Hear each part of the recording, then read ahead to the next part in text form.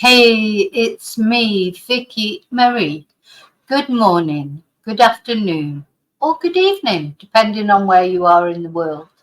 Thank you for being here with me. Spare a few moments out of your busy day with me. I really appreciate it. And first of all, I just want to say thank you to all my subscribers.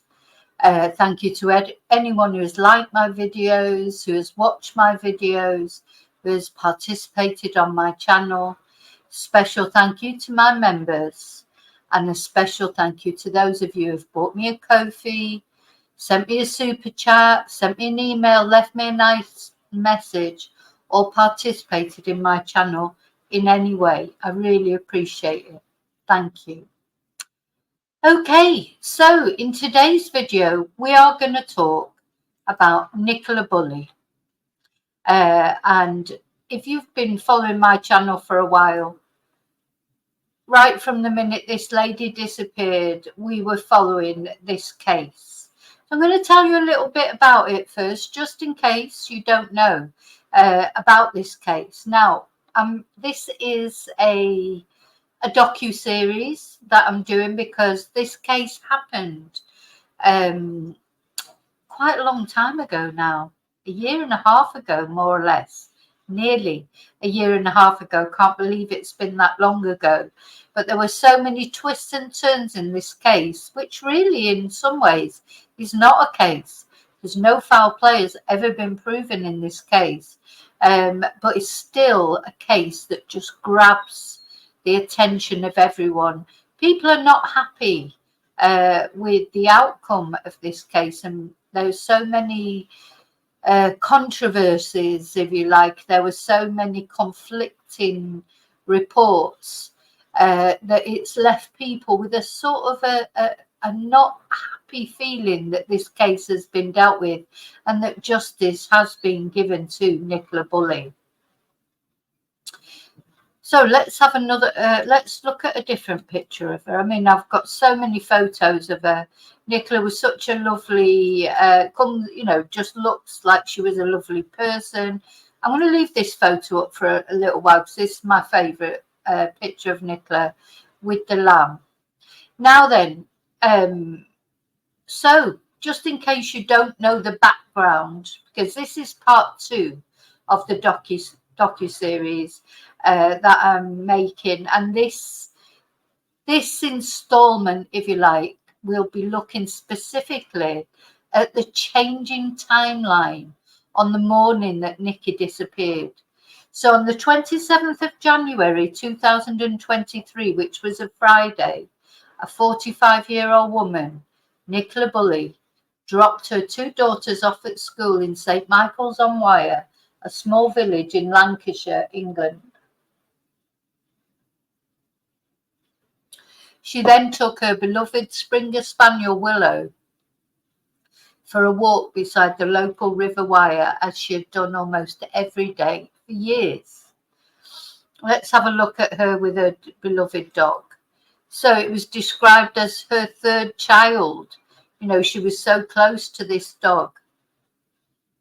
Oh, so there's a picture of her with Willow.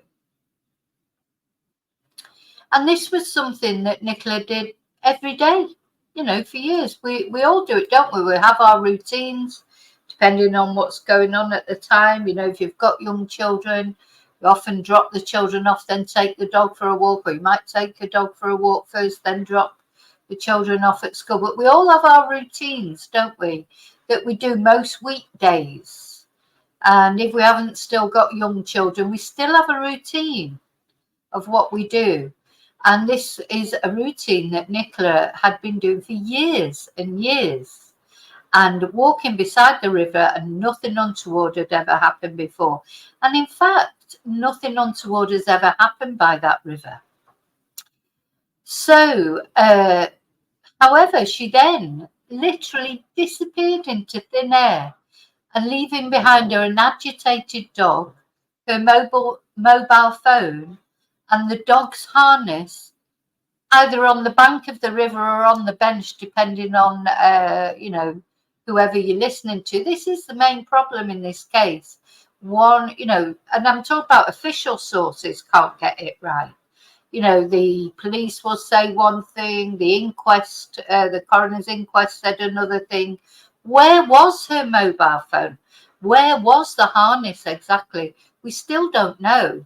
I don't think there's, I could even today, as you'll see, as I'm reading out to you in this video, the official reports of what happened, because today is the episode that I'm doing is about the changing face of the timeline. That's what's confusing everybody, all the different things, that the official people say. So anyway, so whether a dog's harness was on the bank of the river or whether it was on the bench, whether a mobile phone was on the floor or whether it was on the bench, who knows? Anyway, Lancashire Constabulary immediately said there was no evidence of either suspicious activity or third-party involvement in her disappearance, and they immediately stated that their working hypothesis was that she had fallen into the River Wyre. Now let's have a look at some photos of the River Wyre.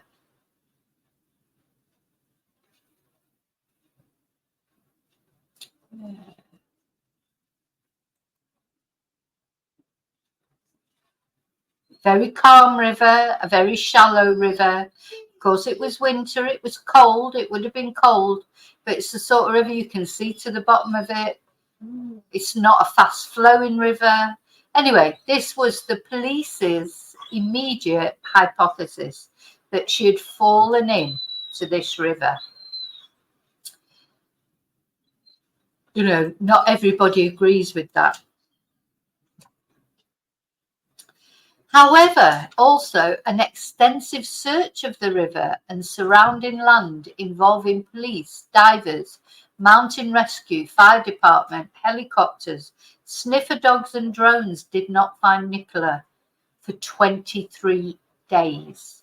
So on the 19th of February, 23 days later, Nicola's body was found in the river by a man and a woman walking in the area.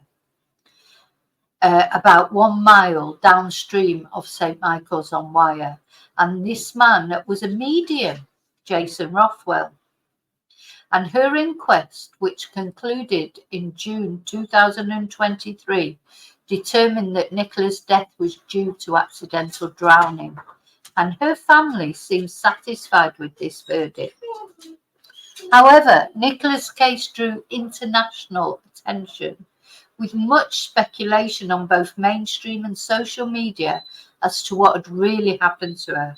And even now, after the result of the inquest and the College of Policing review of the case, which was released in October 2023, speculation continues as to what really happened. And this speculation has been fueled by many anomalies and strange events surrounding this case. So in this docuseries, I'll be looking at some of them and asking, how do we view these things now so much time has passed and in view of more information that's come to light? So in part 1, if you haven't seen it, the welfare check, you can find the link in the description, because on February the 10th, Nicola had a welfare check at her house because her family were concerned about her mental and physical welfare. And I'll put the link in the description for you to, so that's really where all the conjectures started. Because, yeah, a huge reason that people are dubious about what happened to Nikki are the discrepancies and contradictions around the timeline that morning that Nicola was supposedly last seen dropping her children off to school and walking her dog Willow by the River Wyre. Now, let's just have a look. I've got a picture that I want to show. So a subscriber of mine a while ago very kindly sort of sent me these photos, which I think are very descriptive. So you've got the benches here, the lower field where Nicola was seen walking the dog, the upper field that she was seen walking the dog. Now, Nicola's body was found right up here. So it's supposedly it's come all the way up here. Now, bearing in mind, Nicola's body supposedly has come all this way in a slow-moving river, or a not practically hardly flowing at all river. Not only that, but not been found, despite the fact there was huge searches going on for the first couple of weeks. There was massive searches going on, but she was never found. And not only that, she travelled all the way around here. This bit here is practically, that's like a sandbank. You know, the boats that were going around here, the sonar boats, you know, they had to stop and get out and push because, you know, it just seems crazy that she could have travelled all that way, and she was actually found quite a way. She came over the weir.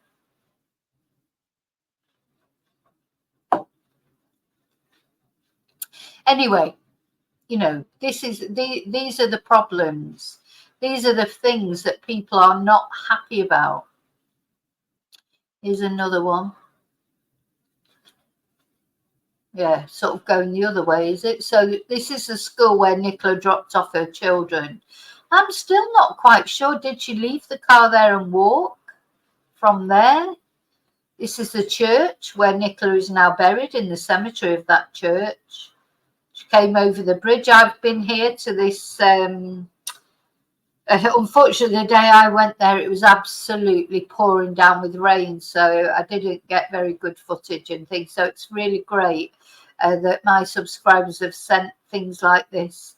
This particular person has sent some fantastic aerial footage, which we're going to see at the end, etc. But yeah, this is you know, this is the journey, if you like. But a lot of people don't believe it. And the reason that we don't believe it, the official version of what's supposed to have happened to Nicola, the reason we don't believe it is because there's so many contradictions, even on the official, from the official sources. But the thing that makes this case very difficult to even look into or say anything about is her family have accepted it. You know, normally when you're looking at things that look a bit sort of, you know, that you feel that there's more to them, the family are behind it. Like, no, we don't believe this, you know, find out what happened to our loved one. We're not happy with the official version.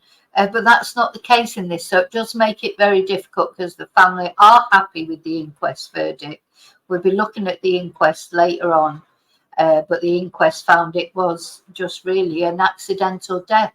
But you'll see as we go along, if you don't already know anything about this story, you'll see as we go along why so many people are not happy with that. They do not believe it. They do not believe that this was purely an accident. Okay. So the controversy starts right at the beginning, from when Nicola leaves the house. So we've got some CCTV of Nikki leaving the home that she shared with her partner Paul Ansell and their two children, which actually is in Inskip, or was in Inskip. I don't know if he still lives there. Let's have a look at Paul.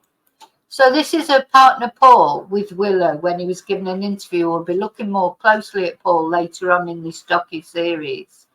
But this is where the controversy started. So Nikki left her house, apparently. And this is the video. And credit to Grizzly True Crime.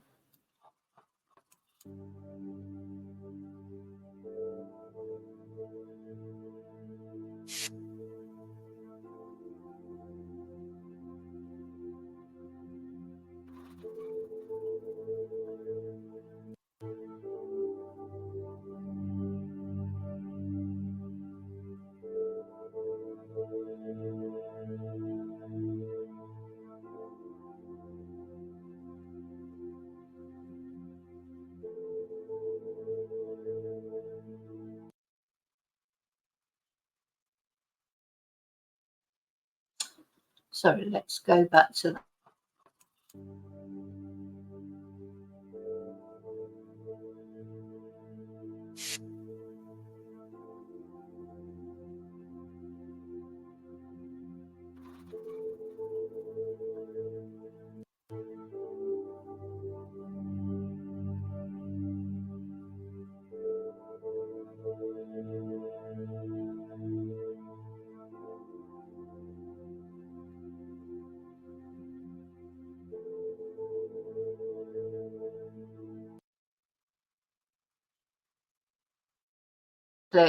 To Grizzly True Crime, so that's why I'm giving credit to Grizzly True Crime. Then other people have said that it's been manipulated, you know, that it's from another day or it's been tampered with. I personally, I just don't know enough.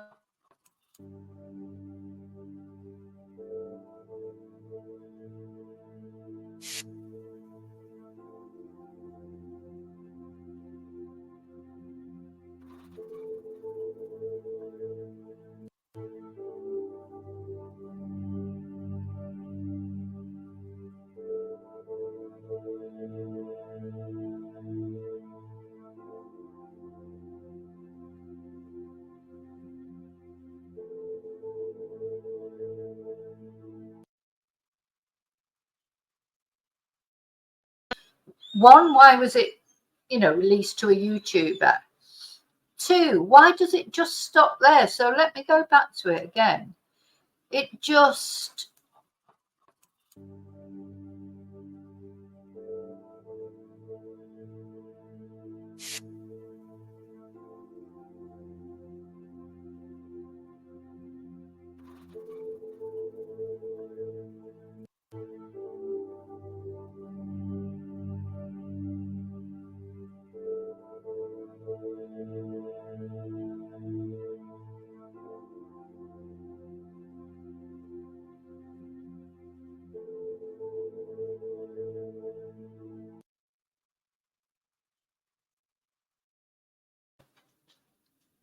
is he putting the kids in the back? I mean, what is he doing? I don't know. Just all look. I don't know. I'm not saying it's false CCTV. It's just I don't understand what the point of it is. Just releasing a little snippet of CCTV like that. Why not just the whole thing from when they come out? You know, from when watch her drive off, watch Paul go back into the house. Just seems weird to me. That's all. I would say I don't know if it's been doctored. I don't know about that. It just still seems strange.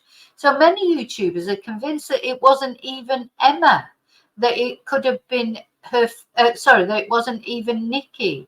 That it could have been her friend Emma, and there will be an episode on Emma.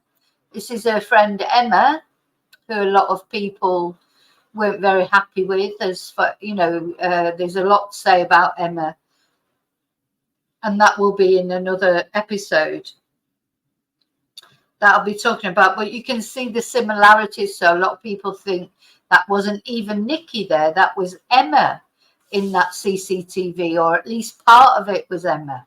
Again, I don't really know enough about that to comment on that. Or they think it was for CCTV from a different day, which is a possibility. So I don't have the expertise to prove or disprove those theories, but I'm sure the police do. I'm sure the police do. So wouldn't they surely have disproved them or proved them?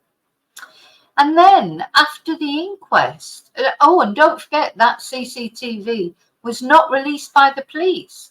That CCTV was released by Paul's friend to a YouTube channel, you know, and no offense to Grizzly True Crime, but why?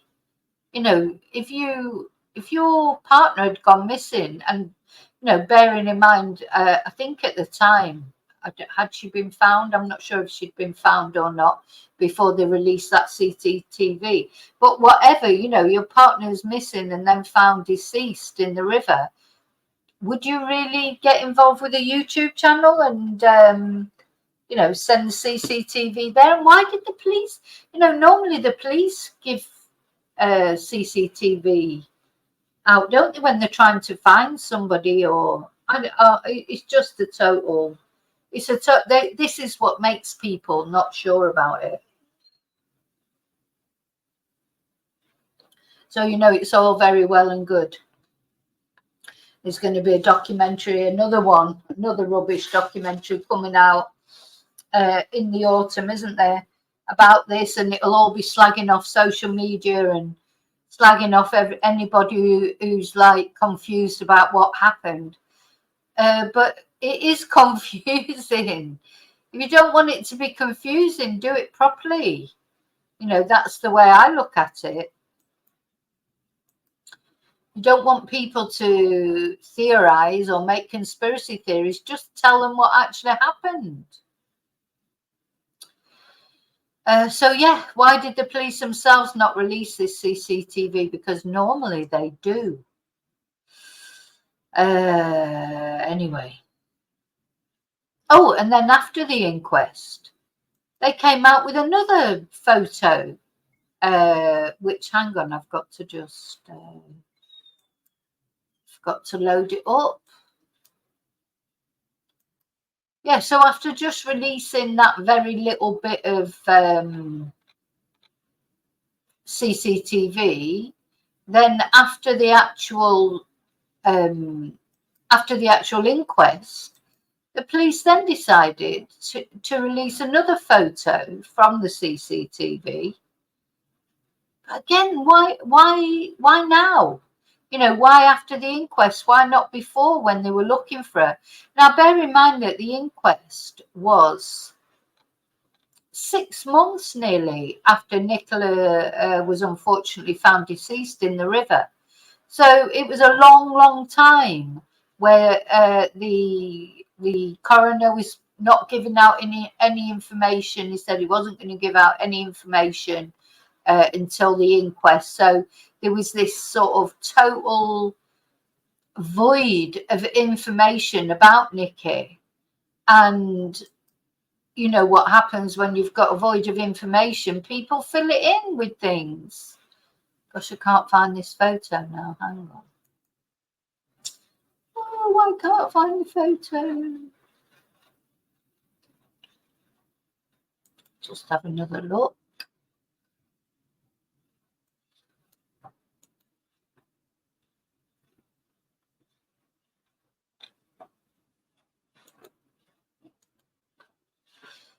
Now, I had this ready before, but things.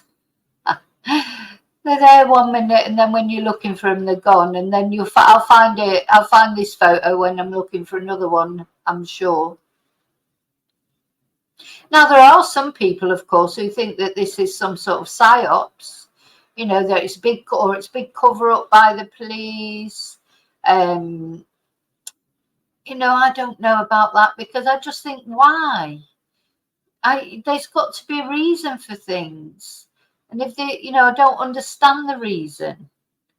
Let me just show you what this is. Some photos of a dog. I can't find the photo released. Hang on, or have I got that somewhere else?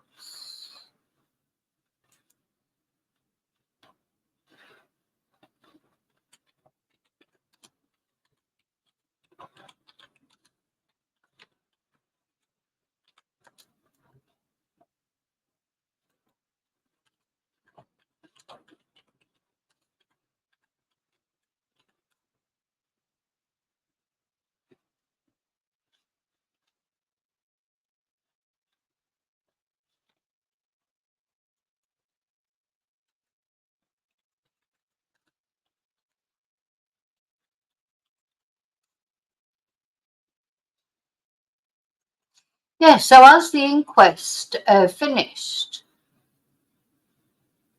the police decided to release this photo. But why did they not release it, before? I just don't understand. So yeah, then on the day of the inquest, on the day that the inquest finished, they released this picture, which is of them all coming out, or the kids coming out, the dog, Paul, before Nicola came out. Why then? You know, it's very mysterious, I think. You know, when you make mystery, when you make things mysterious, you can't be surprised when people start to wonder about what's going on, can you?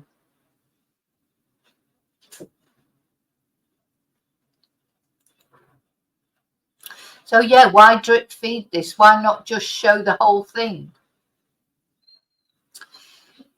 Anyway, it seems evident that Nikki did arrive at the school to drop off the children, as witnesses at the inquest reported not only seeing her but speaking to her. There is said to be some police cam of Nicola travelling to or arriving at the school. But yet again, we as the public, we've not been shown this for some mysterious reason. What is the mystery? Anyway, I'm going to read you the official timeline and show you, as reported by the College of Policing report, which was released in November. Unhelpfully, in this particular timeline, the witnesses are referred to by letter instead of name.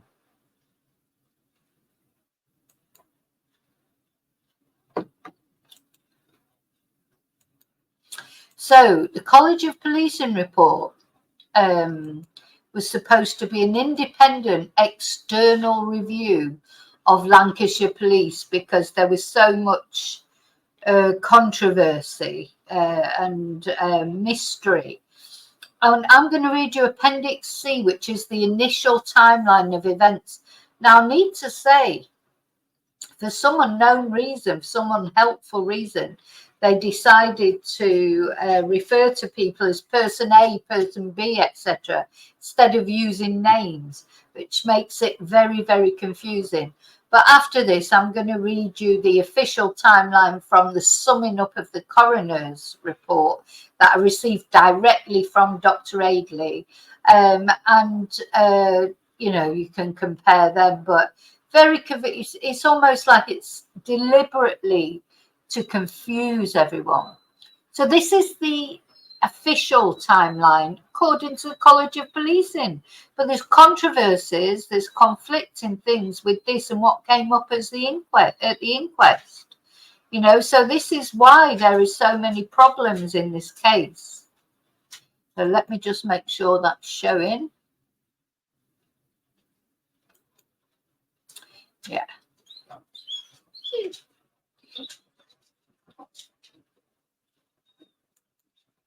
So at 8:26, Nicola is seen to leave her home address with her two children in the car.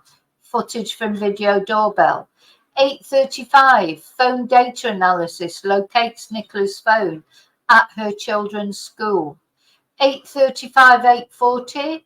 And now that's a funny thing that they say as well, I think. Phone data analysis locates Nicola's phone at her children's school.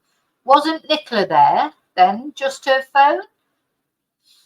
8:35 to 8:40, person A sees Nicola outside her children's school walking her dog Willow.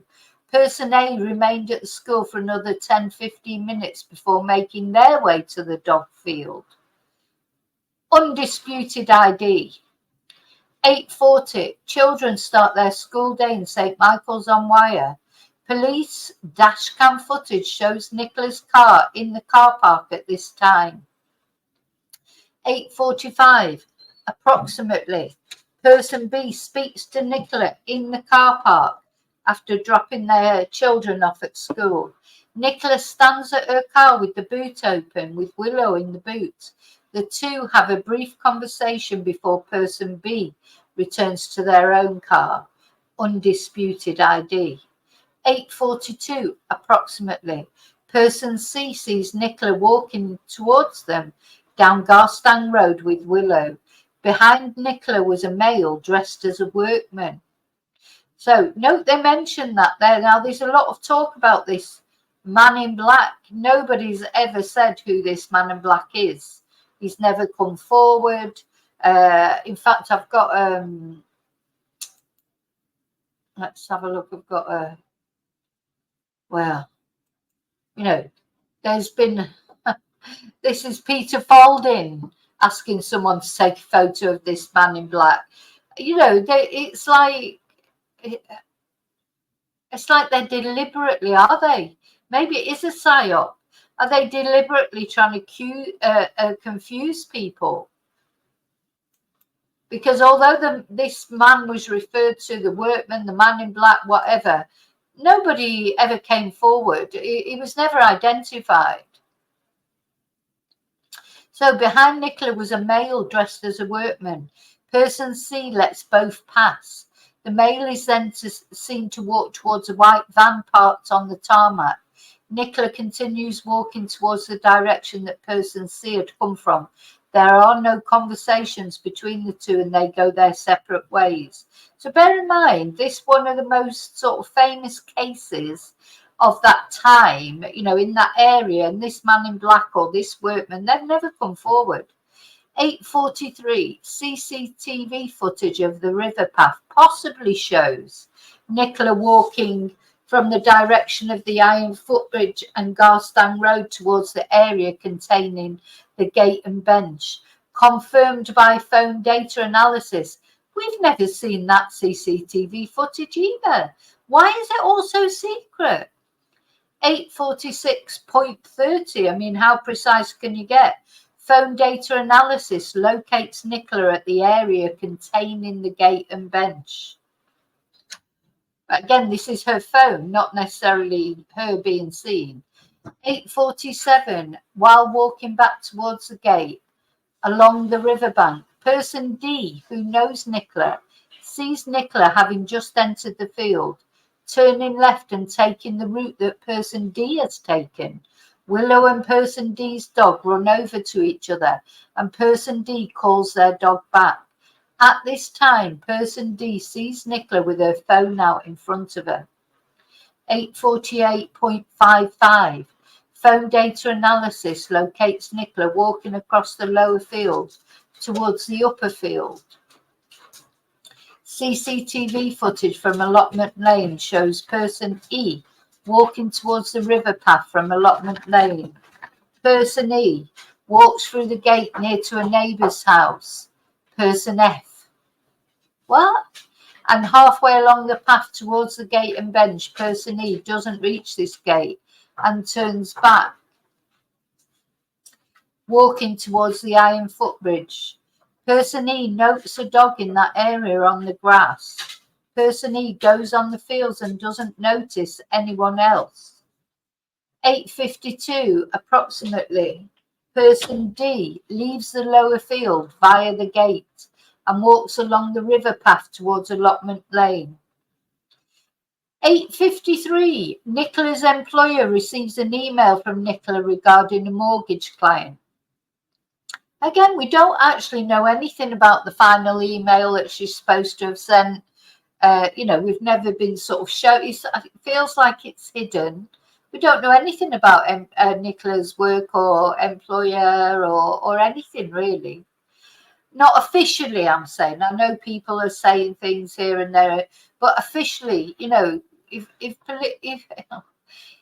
official information was released, then people wouldn't cast aspersions, you know, and make assumptions. 8:54 CCTV footage shows person D on Allotment Lane returning from their dog walk. Prior to this point, while reaching the gate at the end of Allotment Lane, person D sees person E walking a dog on a lead.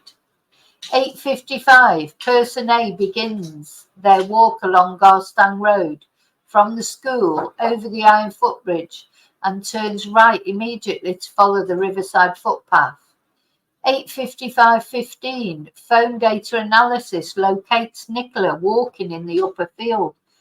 Again, is it Nicola?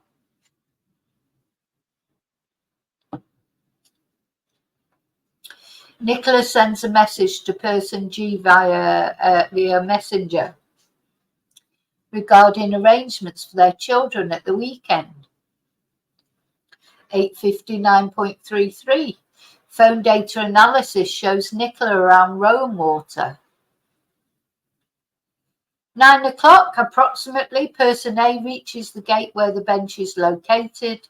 As they walk through the gate into the lower field, they can see Nicola's silhouette and Willow walking diagonally ahead of them, approaching the hedgerow to the upper field. 9:01, Nicola's phone logs into a Microsoft Teams call at work. There are 41 people logged into this call. 9:01:57, phone data analysis places Nicola around Rowan Water. 9:02:49, phone data analysis places Nicola around Rowan Water, and the same 9:03:44. 9:05, person A continues walking and next sees Nicola as person A is passing Rowan Water site. At this time, person A can see Nicola on the opposite side of the field, near to the river's raised embankment. Willow is off her lead and is running back and forth to Nicola. 9:10, person A continues walking around the path and sees that Nicola has now done a second loop of the top field. So Nicola is now behind person A. Nicola is just passing Rowan Water where the river starts to straighten. Person A hears Willow barking and being called by Nicola.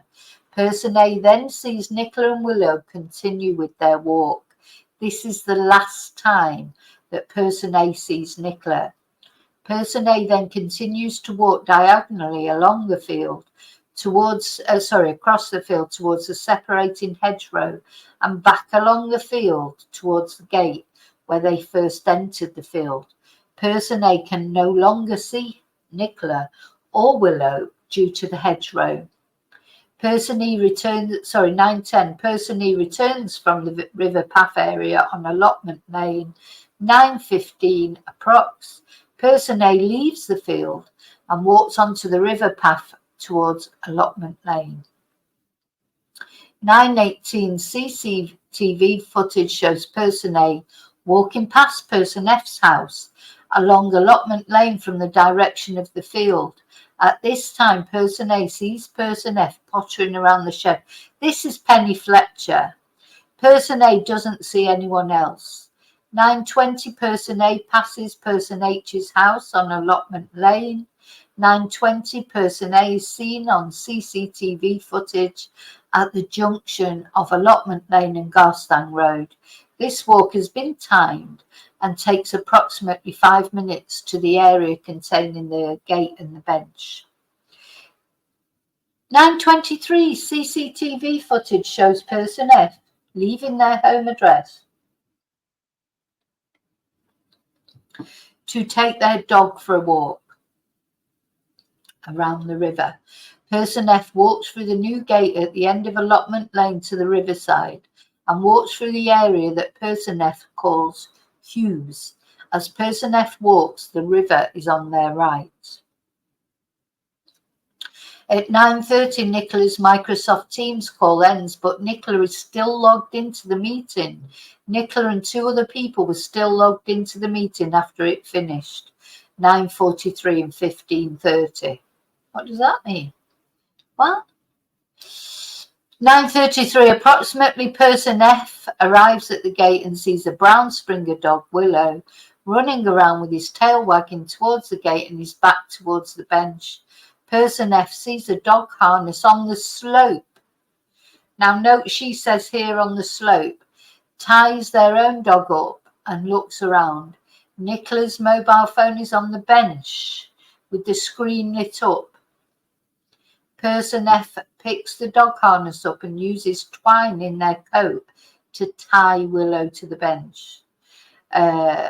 Person I, or is it person L, I don't know, at 9:35 leaves Rowan Water site for a dog walk via the rear gate into the upper field, confirmed by CCTV.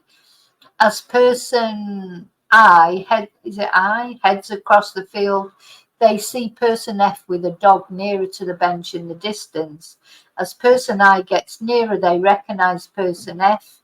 Person F sees person I approaching and says they've tied the dog up. Person I turns around and continues to walk around the field. I think that is Ron, isn't it? Or he wasn't really called Ron. God, do you know, it's so confusing. Then heads back towards Rowan Water. And then 9:35. Now, this apparently is when person J hears the scream. This is why in the inquest they dismiss these screams, because they say these screams came after whatever had happened to Nicola happened. 9:40, person J hears a female scream coming from the direction of allotment lane in the river area. Now, they said then at the inquest it might just have been people messing about, but again, those people have not come forward. Why have they not come forward to say it was them who screamed? 9:40, person F unties their own dog and walks back home to allotment lane. Person F leaves Willow tied to the bench and leaves Nicola's mobile and dog harness at the bench.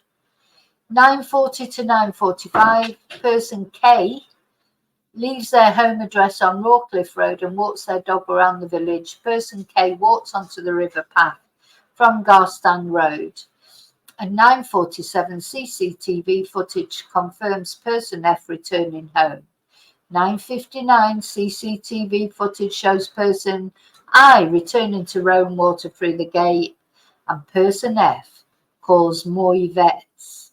So don't we think that the number for Moy Vets was on Willow's dog tag? Or did they just, maybe they use Moy Vets as well? Now, of course, Moy Vets causes this other thing, because there was a young girl who worked at Moy's Vets, maybe not at that particular one, but another branch of Moy's Vet, who then there's a big Evelina Sassak, that will be part of this docu-series as well, what happened to her, because there's a lot of mysteries in this case, not only what happened to Nicola, but what happened to a lot of other people that were involved in it. And I'll be looking at all of them in separate episodes. So person F calls Moy Vets. Then at 10:04, they call a friend, person L, from their home number. Person F also calls person M. Person M informs person F that person K, do you know what I mean? It's like, do you ever remember that old comedy series, Soap? If you're not confused, you will be. Is out walking their dog. Person F explains to person M about Willow and the mobile phone they found on the bench. Now, I'm going to stop there reading this timeline, because that will come into sort of the search part, the next episode of this docu-series. We've gone past the bit. All I'm concerned about in this is the actual timeline up to when Nicola disappeared. So I'm not going to carry on now with this timeline. That'll be for the next episode. So you can see from what we know so far, according to the official, the official timeline, as I say, the next installment will be the search itself. So now I'm going to read you the official summing up of Nicky's movements that morning. Now this is from the coroner himself. This is much more helpful as names are actually given instead of letters. So I just want to show you a picture of some of us will remember Dr. Aidley, but of course, Dr. Aidley is the chief coroner for Lancashire. You may have seen him on your TV because he's famous. He's in the TV program Cause of Death. He's a TV celebrity as well as, so much for someone wanting to be professional and quiet and discreet. He's on the TV show Cause of Death. It's him who dealt with the inquest, and these words I'm going to read to you now, these are his words. These are actually his words. I've just got to find them. Hang on.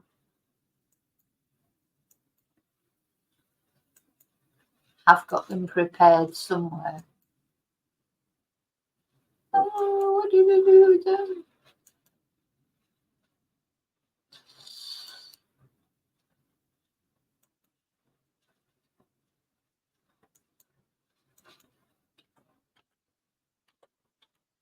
No, he's much more helpful. As I say, names are used rather than letters, which was absolutely no help whatsoever, was it?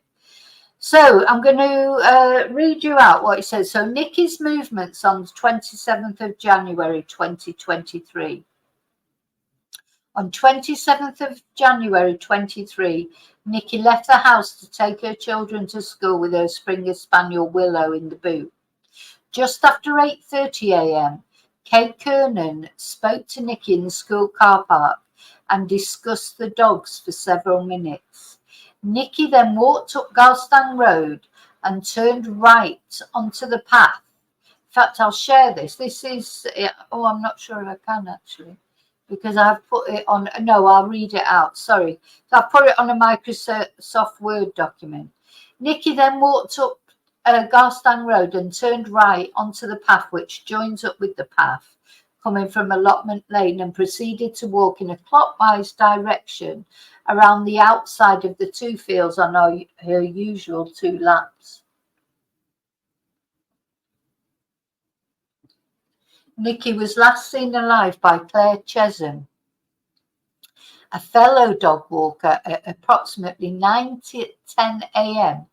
on a second circuit of the field at a point farthest from the bench where Willow was later found.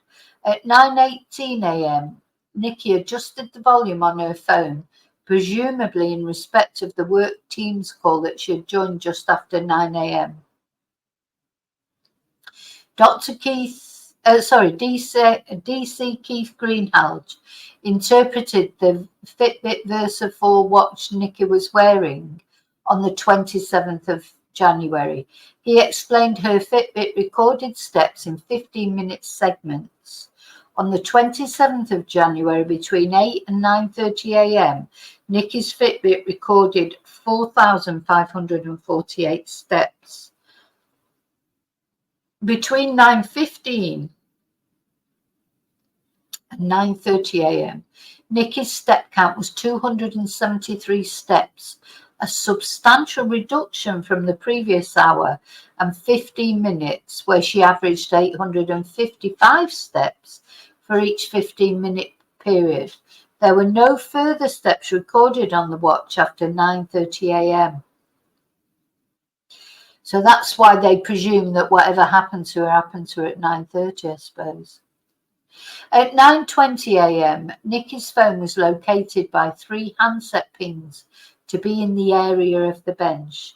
At 9:22 a.m., Nikki's watch recorded a substantially increased heart rate of the data series examined for that morning before 9:33. Penny Fletcher was walking her own dog and arrived at the stile by the side of the bench at 9:33 a.m. Mrs. Fletcher found Willow running loose, Nikki's mobile phone on the bench that was still connected to a Teams call, and a dog harness, which was later found to have a retractable lead attached to it, midway between the bench and the river wire. Mrs. Fletcher said there was no one in sight, so she tied Willow to the bench with some twine. In summary, Nikki was last seen alive at approximately 9:10 a.m., interacted with her phone at 9:18 a.m. when she adjusted the volume, and Mrs. Fletcher found Willow with no one in sight at 9:33 a.m. This provides a maximum window of time of 15 minutes between the last known point that Nikki was alive and when she was not present in the area of the bench. Now, to me, I just think this is really, that's a long time. You know, let me go to a picture of Nikki because she's nicer to look at than Dr. Aidley. I just think this is a massive amount of time, 15 minutes. There's so much can happen in 15 minutes. So what I'm going to do now, I'm just going to go quiet for 2 minutes. 2 minutes. Now, bearing in mind, this was 15 minutes. I think anything, there's so many different things. 15 minutes not accounted for in Nikki's movements. It's a huge amount of time.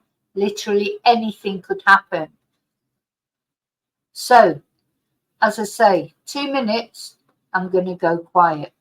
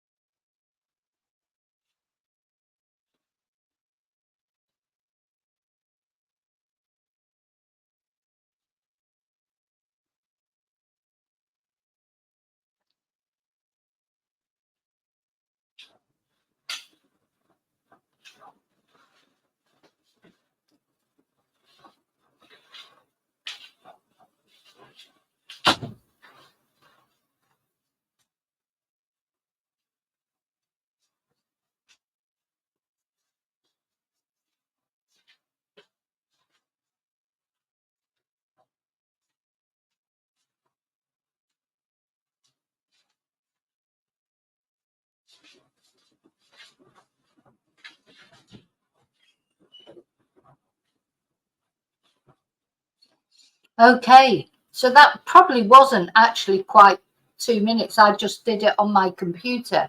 But I bet there were people there going, no, it's all gone quiet. Oh my God, the video's frozen or what's happened. But, the time to do a lot of things, that's 2 minutes. It was 15 minutes that Nicola, between Nicola being seen and whatever happened to her. Anything could happen, couldn't it? Now, the only thing that I would say is that when I was there at that spot, let's put a different picture up of her. When I was there at that spot, it is very open. You just think, how could anything happen without somebody seeing it? Nobody heard a splash. So if Nicola did fall in accidentally into the water, why did nobody hear a splash?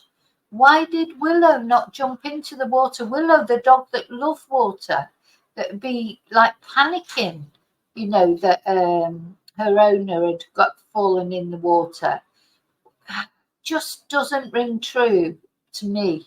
I don't believe it was accidental death. I still believe something happened to Nicola that day. I don't know what. I'm not saying it was anything to do with Paul. I have no idea who or what happened to Nicola. But to me, even if somebody pushed her in, why did no one hear the splash? Why did the dog do nothing? There's too much to me. There is too much speculation of possibilities that could have happened for it to be so clear cut that an inquest verdict of accidental death could have been made. That's my opinion. Anyway, we've got a long way to go yet with this docu-series. I'm sure you've got your ideas about what you think happened to Nicola. Could be a psyops. It could, I don't believe that, but it could be. Anything's possible, isn't it? But that's why I was so surprised when it was an accidental death verdict. Not because I'm saying it couldn't be an accidental death. It could have been, but because I'm saying it's not clear there it was. So yeah, this 15 minutes, a huge amount of time, so many discrepancies in this case. And this concludes part 2 of this docuseries. So many discrepancies. No wonder people are still certain that there's more to Nicky's mysterious death. Now, in part 3, I'll be looking at the search and the failure to find Nicola for 23 agonizing days. That's what we'll be looking at next. Let me put a different picture up for you to have a look at. Just have a look at the picture with Willow, bless. So yeah, and just to finish off, just as like a little tribute to Nicola, I'm going to show a video that one of my subscribers sent me, but it's on there. They've got a little YouTube channel. I don't think they really, you know, it's only got a few videos on it, but they gave me permission a while ago to show this, so I'm going to show it to finish off as a tribute to Nicola. And I, as usual, will see you really soon in the next video, and until then, may your God go with you. So let's have a look at this, and then I will probably go straight to my so this subscriber sent me a video of her last walk. It's a very nicely filmed, I think probably filmed by a drone. It's a fantastic video, I think. Thank you for sending it to me. And they gave me permission a while ago to use it, so I'm hoping I've still got permission to use it.